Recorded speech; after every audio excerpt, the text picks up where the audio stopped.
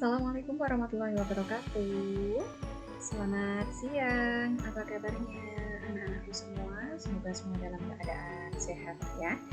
Hari ini kita akan belajar tentang perencanaan budidaya tanaman pangan ya, yang merupakan bab budidaya di mata pelajaran prakarya dan kewirausahaan kelas 10 semester 1. Nah, anak-anak, karena kita mata pelajarannya adalah prakarya dan kewirausahaan, jadi kita dituntut untuk menghasilkan sebuah karya yang nanti akan digunakan untuk berwirausaha. Nah, untuk yang pertama, tema yang pertama yang akan kita bahas, yang bisa kita lakukan untuk berhak itu adalah melakukan budidaya tanaman pangan. Ya. Nah, ada apa dengan tanaman pangan? Kenapa tanaman pangan dipilih sebagai salah satu sumber yang bisa digunakan untuk berwirausaha ya? Kalau kalian tahu di materi yang pertama, wirausaha itu berarti kita melakukan suatu hal yang bisa menghasilkan keuntungan bagi diri kita sendiri dan bisa juga untuk orang lain ya. Nah, kenapa tanaman pangan yang dipilih untuk berwirausaha? Ini ada beberapa hal ya. Yang pertama, tanaman pangan adalah sumber kehidupan bagi manusia. Jadi selama masih ada manusia di dunia ini ya, selama manusia masih ada di dunia ini dan selama manusia masih butuh makan, ini tanaman pangan ini akan selalu dibutuhkan sebagai sumber kehidupan manusia. Ya, kita tahu manusia hidup itu butuh makan. Nah, makanan manusia itu bersumber dari sumber nabati dan hewani. Nah, sumber nabatinya salah satunya adalah tanaman pangan. Kemudian alasan yang kedua kenapa memilih tanaman pangan itu adalah hasil budidaya tanaman pangan dimanfaatkan untuk memenuhi kebutuhan pangan sendiri. Jadi kalau misalkan anak-anak punya lahan di rumah, atau mungkin orang tuanya, atau mungkin anak-anak pernah melihat ada lahan yang digunakan untuk bercocok tanam, lah itu fungsinya untuk memenuhi kebutuhan pangan minimal bagi diri sendiri. Nah, akan lebih luas lagi kalau hasil dari tanaman pangan itu bisa didistribusikan kepada orang-orang lain juga yang membutuhkan tanaman pangan tersebut. Nah, distribusi tanaman pangan dari hasil budidaya itu nanti yang istilahnya diperjualbelikan untuk mendapatkan keuntungan ya, untuk mendapatkan hasil. Itu yang kedua. Kemudian yang ketiga, kenapa memilih tanaman pangan itu adalah hasil budidaya tanaman pangan juga diperdagangkan sehingga dapat menjadi mata pencaharian seperti yang tadi saya bilang ya. Awalnya untuk kebutuhan sendiri dulu, tetapi kalau misalkan hasilnya itu banyak, itu nanti bisa diperdagangkan sehingga dapat menjadi mata pencaharian ya, sebagai sumber kita mendapatkan penghasilan ya.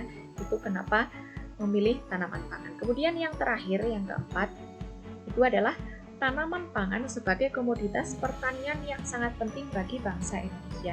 Kita tahu Indonesia itu merupakan negara yang kaya. Jadi misalkan anak-anak mau menanam apa di Indonesia itu tidak bingung ya. Indonesia merupakan negara subur di mana ya anak-anak mau menanam apa saja sesuai dengan kondisi lahannya tentunya ya. Mau menanam apa saja itu tidak sulit. Ya, kita adalah negara yang kaya, negara yang subur. Nah, oleh karena itu tanaman pangan bisa digunakan sebagai komoditas pertanian yang sangat penting di Indonesia. Bahkan kita bisa sampai mengirim ke luar negeri dari komoditas pertanian, utamanya dari tanaman pangan.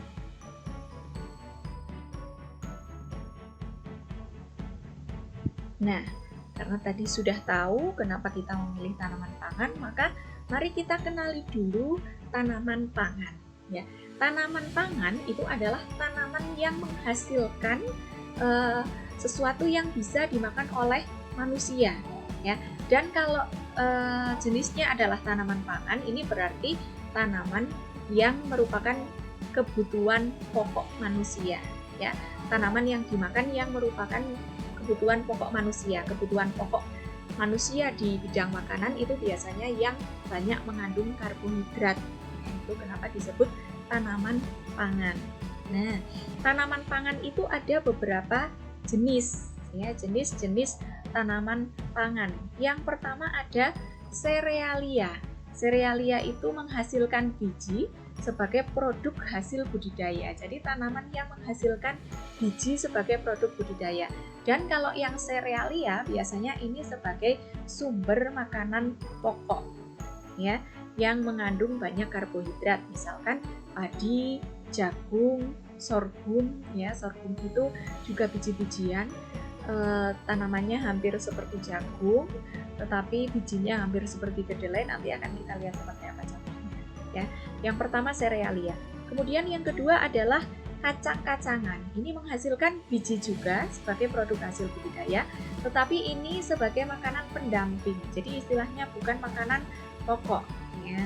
Contohnya kacang-kacangan misalkan kedelai, kacang tanah, kacang hijau. Nah, itu kan makanan pendamping, ya, bukan merupakan makanan pokok. Kemudian yang ketiga itu adalah umbi-umbian. Nah, ini menghasilkan umbi batang atau umbi akar sebagai produk hasil budidaya. Jadi istilahnya hasil budidayanya yang bisa dipanen dan bisa dimakan itu berasal dari umbi batang atau umbi akar. Misalkan singkong, ubi jalar, talas, dan lain sebagainya. Mari kita kenali satu persatu contoh tanaman pangan yang bisa dibudidayakan di Indonesia. Yang pertama adalah padi. Ya, ini adalah utama bagi kita di Indonesia karena kita makanan pokoknya adalah nasi yang berasal dari padi. Ya, nah, kita lihat dulu padi seperti ini, ya. Pastinya anak-anak sudah tahu seperti apa tanaman padi, ya. Kemudian buahnya muncul di mana, bentuknya seperti apa, anak-anak sudah tahu. Kemudian kita kenali seperti apa sih tanaman padi itu, ciri-cirinya. Nah, ini memiliki batang yang berbuku dan berongga. Jadi batangnya itu dalamnya ada rongganya, ya, bukan batang penuh. Jadi ada rongganya di dalam. Kalau misalkan mungkin yang belum pernah pegang batang padi, kalau yang pernah pegang kangkung, nah kangkung itu kan kalau dipotong-potong dilihat batangnya tengahnya berongga, nah itu. Jadi batang padi sama, ada rongganya di bagian tengah. Kemudian akar padi berupa akar serabut. Bulir padi terdapat pada malai yang dimiliki oleh anakan. Jadi malai, ya istilahnya apa ya? Ada seperti ekor, ya, malai, jadi yang menjuntai dan nanti akan muncul biji-bijinya di malai tersebut. Itu akan menghasilkan bulir padi. Nah, padi dikelompokkan menjadi beberapa macam. Jadi ada padi sawah, ada padi gogo, ada padi rawa. Ya, ini biasanya tergantung di lahan mana padi tersebut ditanam. Ya, padi sawah biasanya ada di tempat-tempat yang sumber airnya banyak. Nah, kalau padi gogo biasanya di lahan yang memiliki sumber air sedikit. Jadi tanaman padinya kuat kalau misalkan sumber airnya hanya sedikit saja. Ada juga yang jenisnya padi rawa. Nah, ini yang ditanam di rawa-rawa. Kemudian padi itu diperbanyak menggunakan biji. Jadi ketika petani itu menanam padi itu biasanya menyemai dulu, menyebar biji dulu, ya, di lahan untuk persemaian. Nanti kalau sudah tumbuh tanaman padinya sekitar 15-20 cm itu nanti akan dicabut semua sampai ke akarnya, ya.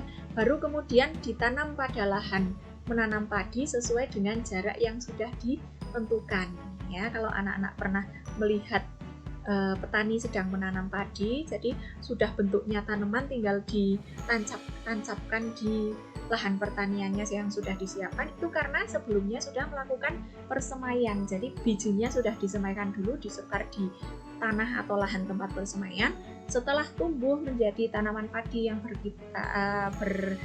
atau mempunyai tinggi sekitar 15-20 cm, nanti dicabut semua sampai ke akarnya, kemudian ditanam kembali di lahan yang sudah disediakan.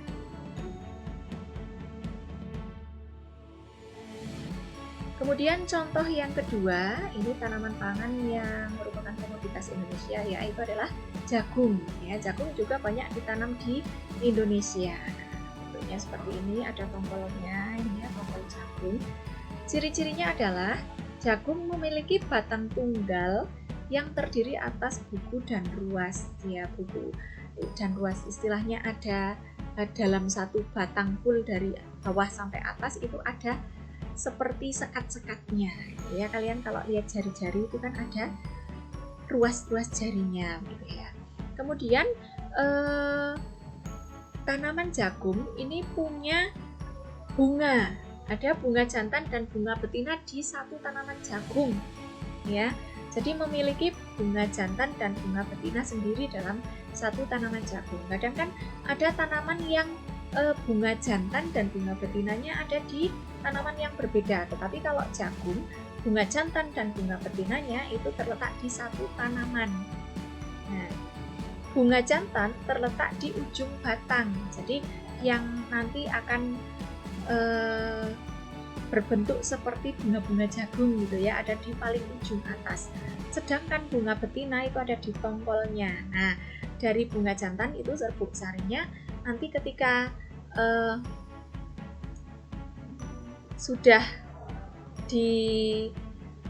sudah melekat di putik sari di bunga betinanya, nanti akan menghasilkan buah jagungnya ini. Nanti akan menjadi tanaman jagungnya ini. Ya, bukan buah ya jagungnya, ini tanaman jagung. Kemudian bunga betina ini berada di tengah batang jagung. Jadi biasanya hasil tanaman jagungnya, ya, butir-butir jagungnya itu ada di tengah-tengah tanamannya, bukan di ujung atas, bukan di bawah, tetapi ada di bagian tengah batang. Kemudian jagung dapat ditanam di lahan kering maupun lahan sawah sesudah panen padi. Jadi utamanya kalau jagung itu ada di lahan kering, kalau padi itu kan ada di lahan basah ya. Jadi ketika menanam padi itu tanahnya itu diberi air, jadi tergenang oleh air. Tapi kalau jagung ada di lahan kering.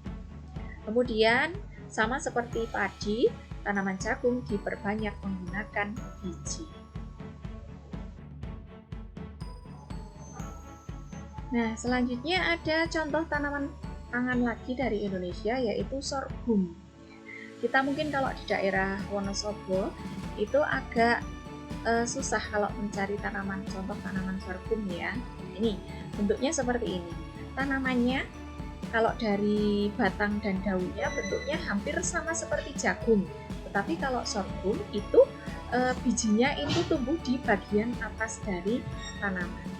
Nah, ciri-cirinya adalah sekilas mirip dengan jagung, memiliki batang yang berbuku-buku juga sama seperti jagung, diperbanyak dengan biji juga sama seperti jagung, dan juga ditanam di lahan yang bisa lahan subur, bisa lahan kurang subur. Ya, jadi di lahan kering pun bisa. Ya, perbedaannya ini bentuknya biji-biji hampir seperti kedelai. Ya. Ini juga digunakan sebagai sumber makanan pokok, ya, sumber karbohidrat pokok seperti padi dan jagung. Tetapi kalau di sini di Wonosobo mungkin tidak terlalu familiar. Nah, sorghum ini selain sebagai sumber pangan, itu ternyata bisa juga digunakan sebagai sumber bahan baku pembuatan bioetanol. Itu nanti akan dipelajari kalau misalkan kalian mempelajari tentang energi terbarukan. Itu ada bioetanol. Ini bisa didapat dari tanaman pangan sorghum.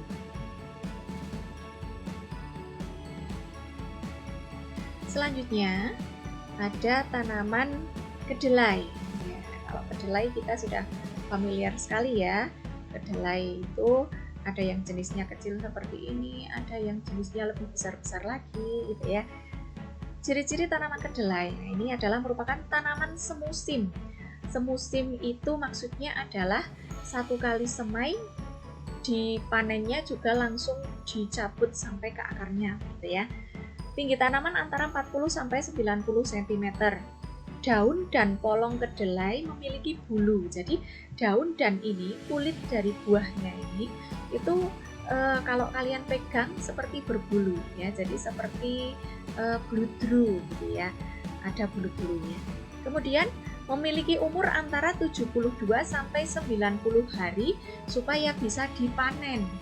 Dari pertama tanam sampai panen itu waktunya adalah 72 sampai 90 hari.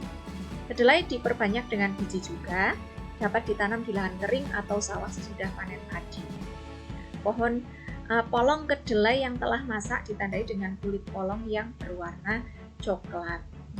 Itu kalau misalkan ingin diambil bijinya saja, tapi banyak juga yang sudah dipanen dengan kulitnya kemudian hanya direbus atau dikukus saja juga sudah bisa dinikmati, yaitu untuk tanaman kedelai. Selanjutnya adalah kacang tanah. Kacang tanah, makanan favorit ya. Kita kalau ada acara apa saja, pertemuan keluarga dan lain sebagainya, sering sekali menyajikan kacang tanah. Nah, ini adalah tanaman yang diperbanyak dengan biji, memiliki batang yang bercabang. Kalau tadi jagung itu kan batangnya satu sampai ke atas gitu ya. Kalau kacang tanah ini batangnya bercabang. Kemudian tinggi tanaman antara 38 sampai 68 cm. Mohon maaf ini terketik 2 kali ya. Kemudian dipanen pada umur 90 sampai 90 hari setelah tanam. Jadi begitu tanam, ditunggu sampai 90 sampai 95 hari baru nanti bisa dipanen.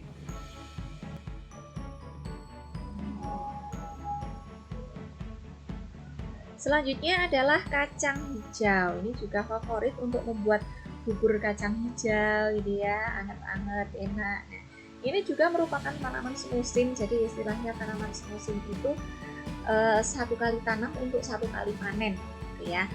Mempunyai umur panen antara 55 sampai 65 hari dari pertama ditanam. Kemudian tinggi tanamannya antara 53 sampai 80 cm. Batang bercabang serta daun dan polong yang berbulu. Jadi sama seperti tanaman kedelai tadi ya, kalau dipegang ada bulu-bulu halusnya.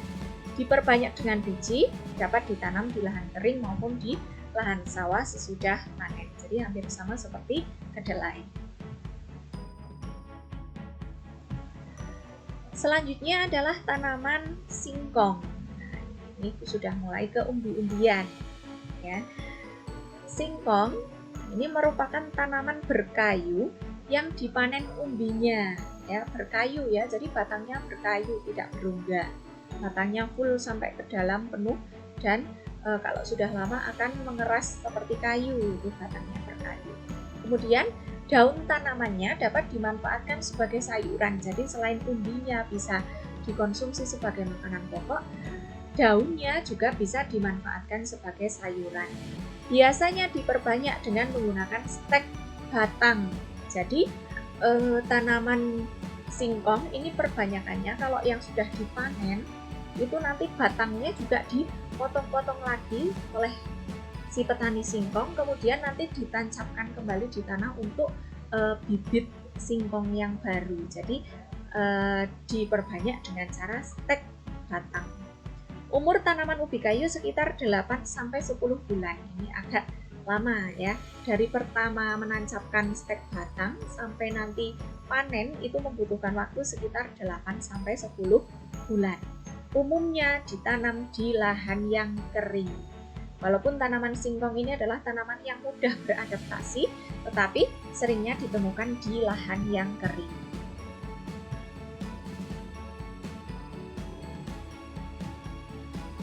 Oke, dan contoh yang terakhir itu adalah ubi jalar, ya, atau ada yang mengatakan kalau di Wonosobo itu telo. Ubi jalar memiliki batang menjalar, batang panjang dan menjalar. Jadi batangnya itu atas ya, tapi menjalar.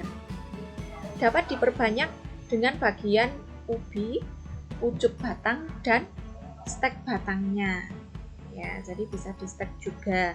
Pucuk batangnya juga bisa dijadikan bibit untuk perbanyakan. Kemudian umur tanaman ubi berkisar antara 4 sampai 4,5 bulan sampai dia panen. Dari pertama ditanam sampai panen itu 4 sampai 4,5 bulan. Umumnya ditanam pada guludan tanah di lahan tegalan atau lahan sawah. Nah, biasanya kalau yang punya sawah itu tegalannya. Tegalan itu adalah pembatas dari satu petak sawah ke satu petak sawah yang lain, itu bisa ditanami ubi. Kemudian warna daging ubi bervariasi ya. Ubi itu ada yang putih, ada yang krem, ada yang oranye, ada yang ungu ya. Jadi selain umbinya, kulitnya juga warnanya akan berbeda antara yang putih, krem, oranye dan ungu ya. Itu adalah ubi jalar. Nah, anak-anakku, itu tadi contoh tanaman pangan yang bisa dibudidayakan di Indonesia ya, yang banyak dibudidayakan di Indonesia. Nah, supaya tanaman itu bisa menjadi komoditas untuk berwirausaha, itu tidak boleh sembarangan ya. Harus ada yang namanya syarat yang harus dipenuhi supaya tanaman itu bisa kalian perdagangkan ya. Syarat yang pertama supaya tanaman pangan itu bisa diperdagangkan adalah Good Agriculture Practice, GAP, atau Good Farming Practice. Mohon maaf kalau bahasa Inggrisnya Bu Fitri salah ya. Jadi ada GAP, ada GFP, sama GAP atau GFP. Ini adalah suatu pedoman yang menjelaskan cara budidaya tumbuhan dan ternak yang baik agar menghasilkan pangan bermutu, aman, dan layak dikonsumsi. Jadi syaratnya ketika cara budidayanya mulai dari mulai dari mengolah lahan sampai menanam, sampai perawatan, sampai nanti panen, itu harus ada aturannya ya. Memilih benihnya pun harus memilih benih yang bagus, itu untuk memenuhi syarat Good Agriculture Practice. Syarat selanjutnya supaya tanaman pangan itu bisa diperdagangkan itu adalah Good Handling Practices atau GHP ya. Good Handling. Handling itu berarti penanganan ya, pengolahan. Ini adalah suatu pedoman yang menjelaskan cara penanganan pasca panen hasil pertanian yang baik agar menghasilkan pangan yang bermutu, aman, dan layak dikonsumsi. Jadi setelah panen, setelah tanaman ini dipanen, bagaimana pengolahannya, bagaimana penanganannya gitu ya. Jadi padi setelah dipanen misalkan, bagaimana cara untuk membuang kulitnya gitu ya, apakah penanganannya bagus, alatnya bersih, alatnya baik, dan lain sebagainya ya. Jadi penanganan pasca panen itu juga harus dilihat supaya bisa terpenuhi bahwa tanaman pangan tersebut bisa digunakan untuk berwirausaha atau diperdagangkan. Nah, persyaratan yang terakhir itu adalah Good Manufacturing Practice, adalah suatu pedoman yang menjelaskan cara pengolahan hasil pertanian yang baik agar menghasilkan pangan bermutu, aman, dan layak dikonsumsi ya. Jadi kalau sudah ada kata manufacturing itu adalah pengolahan, biasanya sudah masuk ke pabrikan. Jadi beras ini nanti akan diolah seperti apa ya, jagung ini akan diolah seperti apa, pengolahannya itu harus terstandar, prosesnya harus jelas, alat-alat yang digunakan itu harus baik, harus bersih, kemudian tidak boleh menggunakan bahan-bahan kimia yang berbahaya dan lain sebagainya, sehingga dihasilkan tanaman pangan yang bermutu, aman, dan layak dikonsumsi ya. Jadi tanaman pangan yang baik sebelum nanti diperdagangkan ke khalayak ramai, ke orang umum, masyarakat umum, itu harus melewati 3 tahapan tadi ya. Good Agriculture practice, good handling practice, dan good manufacturing practice. Baru kalau tiga-tiganya ini sudah dilaksanakan, sudah dilalui dan semuanya baik, baru hasil budidaya tanaman pangan ini bisa didistribusikan kepada masyarakat umum. Nah, itu tadi penjelasan yang pertama dari perencanaan budidaya tanaman pangan. Nah, sampai di sini dulu pembelajaran kita hari ini. Hari ini kita membahas perencanaan budidaya tanaman pangan. Semoga kalian mendapatkan manfaat dari apa yang Ibu sampaikan. Mohon maaf apabila banyak kekurangan. Saya akhiri. Wassalamualaikum warahmatullahi wabarakatuh.